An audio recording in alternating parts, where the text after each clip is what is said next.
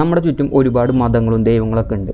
എല്ലാ മതത്തിൽപ്പെട്ട ആൾക്കാരും പറയണ കോമൺ ആയിട്ടുള്ളൊരു കാര്യമാണ് തങ്ങളുടെ ദൈവമാണ് ഏറ്റവും പവർഫുള്ളും ഏറ്റവും നല്ലവനായ ദൈവം എന്ന്. എന്നാൽ ദൈവം എന്ന് പറയുന്ന ആൾ ഇത്രയും പവർഫുള്ളും നല്ലവനും ആണെങ്കിൽ എന്തുകൊണ്ടാണ് നമ്മുടെ ലോകത്ത് ഈവിൾ എക്സിസ്റ്റ് ചെയ്യണത്, അല്ലെങ്കിൽ പ്രശ്നങ്ങളുള്ളത്, അല്ലെങ്കിൽ സഫറിങ്സ് എക്സിസ്റ്റ് ചെയ്യണത് നിങ്ങൾ ആലോചിച്ചിട്ടുണ്ടോ? ഇതിനെ ചോദ്യം ചെയ്യണ ഒരു പാരഡോക്സാണ് എപ്പിക്യൂരിയൻ പാരഡോക്സ്.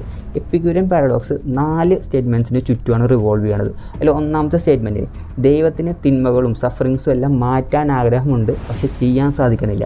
അപ്പോൾ ആളെ നമുക്ക് ഓംനിപൊട്ടൻ എന്ന് വിളിക്കാൻ പറ്റില്ല. അതായത് സർവ്വശക്തൻ എന്നുള്ള കാറ്റഗറിയിൽ നിന്ന് ആൾ പോയി, കാരണം ആൾക്ക് ഒരു കാര്യം ചെയ്യാൻ സാധിക്കണില്ല. രണ്ടാമത്തെ സ്റ്റേറ്റ്മെൻറ്റ് ദൈവത്തിന് ഇത് ചെയ്യാൻ സാധിക്കും പക്ഷെ ആഗ്രഹമില്ല.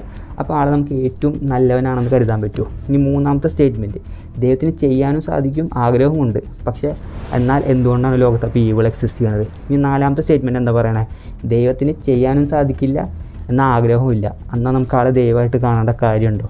അതായത് ഈവിൾ എന്ന സാധനം ദൈവം എന്ന് പറയുന്ന ഓൾ പവർഫുൾ ഓൾ ബെനവലൻ്റ് ആയിട്ടുള്ള ബീയിങ് എങ്ങനെയാണ് ഈവിളായിട്ട് കോ എക്സിസ്റ്റ് ചെയ്യണതെന്നാണ് എപ്പിക്യൂരിയൻ പാരഡോക്സ് ചോദിക്കുന്നത്.